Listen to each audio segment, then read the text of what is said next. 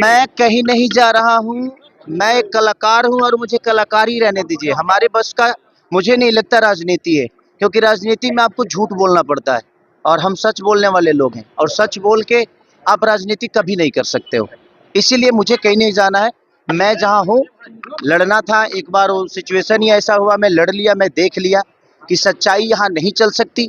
तो मैं एक कलाकार बहुत खुश हूँ और मुझे कलाकारी रहने दीजिए। मुझे अभी तो बिल्कुल मैं कुछ नहीं सोच रहा हूँ। मुझे बस संगीत से मतलब है और संगीत ही मेरी जीवन है। बेटियों के लिए लगातार आवाज आप बुलंद करते रहे। 11 लड़कियों की शादी में भी आप शामिल हुए।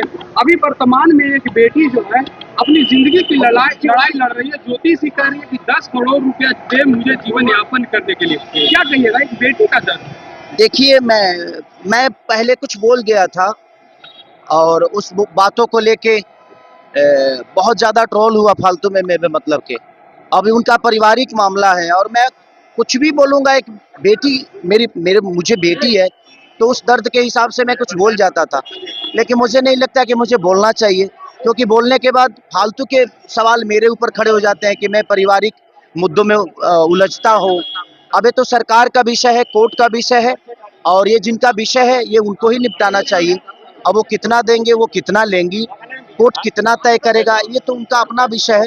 मुझे नहीं लगता कि मुझे उस विषय पे बोलना चाहिए, क्योंकि मैं एक नागरिक होने के नाते कई बार बोल चुका हूँ और उस बोलने का नतीजा भी पा चुका हूँ कि मुझे अभद्र टिप्पणियां कही जाती है, बहुत सारी चीजें मुझे ट्रोल किए जाते हैं।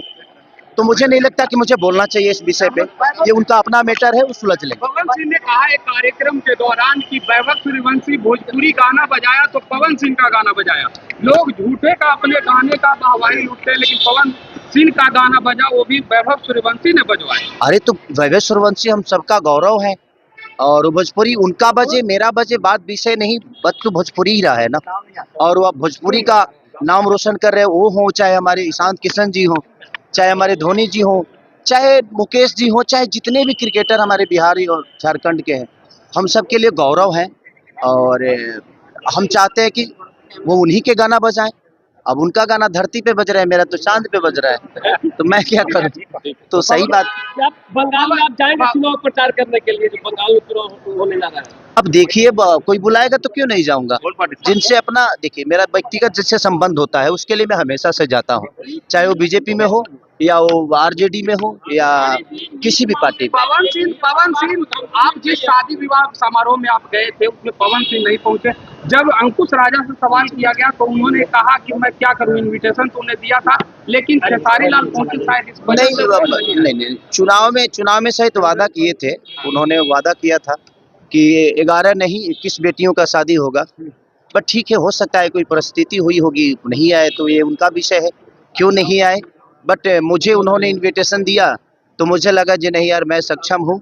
कम से कम उन बच्चियों को इतना साहस कर रहे हैं वो दोनों भाई मिलके, तो हम भी एक कलाकार होने के नाते मुझे भी लगा कि मुझे भी उन बहनों को अपने तरफ से जो भी गिफ्ट हो सकता है मैं दे सकता हूँ। तो मैंने प्रयास किया और मैंने कोशिश की, और ऐसे बेहतर काम के लिए हमेशा से हर आदमी को कोशिश करना चाहिए। तेज प्रताप यादव ने आपके लेकर के कहा कि हमेशा सितारा सितारा ही नहीं रहेगा, आए और कहीं गए। ठीक है, देखिए सबसे वो सही बोल रहे हैं। हर आदमी स्टार हमेशा नहीं रहता है। हर आदमी चाहे जो मैं आजीवन स्टार रहूं तो संभव है नहीं। उनका भी कहना सही है कि हमेशा खेसारी स्टार नहीं रहेंगे।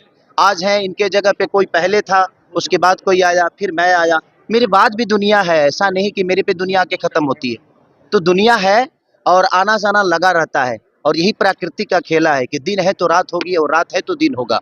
अगर आज धूप है तो बरसात होगी, और बरसात खत्म होगा तो धूप भी होगा। आखिरी सवाल, अब बिहार में खुले में मीट मांस बिकना बंद हो गया।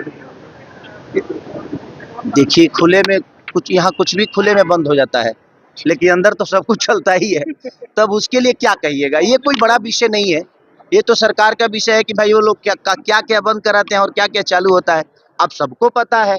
तो ये सवाल ही नहीं है, क्योंकि खुला में तो हर चीज बंद है, लेकिन अंदर तो सब कुछ चालू है, तो बंद करने का कोई मतलब बनता नहीं है मुझे। एक पार्टी के नेता ने कहा कि शराबबंदी की समीक्षा होनी चाहिए, शराबबंदी को लेकर। बिल्कुल जी, क्या सॉरी? अरे शराबबंदी को लेकर मामले में जो लड़की मरी थी उसके परिवार वालों को धमकी मिल रहा है। मुझे लगता है कि सरकार को, क्योंकि देखिए सच पूछे कि जहाँ जिस राज्य में बेटियां सुरक्षित नहीं है तो समझिए कि सरकार की लापरवाही कही जाएगी। तो इस पे जो सरकार है उसे विचार जरूर करना चाहिए कि इसीलिए मैं कहता हूं कि हर घर में एक बेटी पैदा जरूर होनी चाहिए ताकि बेटियों की दर्द हम समझ पाए। मैं बेटियों पे इसलिए बेहतर बोल पाता हूं क्योंकि मेरे पास बेटी है और मैं उस बेटी को देखता हूं तो मुझे लगता है कि दुनिया की हर वो बेटी मेरी बेटी की तरह है। शराबबंदी की समीक्षा होनी चाहिए या नहीं? क्या समीक्षा करिएगा सर? आज 10 साल से शराबबंदी है और कई बार समीक्षा करिएगा। जो सरकार ने बंद किया है सरकार उसी की है, तो सरकार अपनी समीक्षा कराएगी। आपको लगता है कि सरकार अपनी समीक्षा कराएगी? क्योंकि बंद भी उन्होंने किया है और लापरवाही भी उन्हीं की है। Thank you.